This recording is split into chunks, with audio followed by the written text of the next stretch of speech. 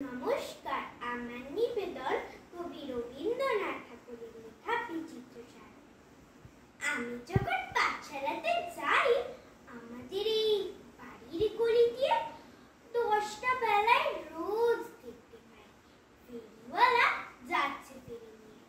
চড়ে যাই, চড়ে যাই, সে হাঁকে, চিলের পুতুল ঝুড়িতে তার থাকে। যায় সে চলে যে পথে তার খুশি, যখন খুশি খায় সে বাড়ি গিয়ে। 10টা বাজে, 10:30 বাজে, নাইকো তারা হয় বা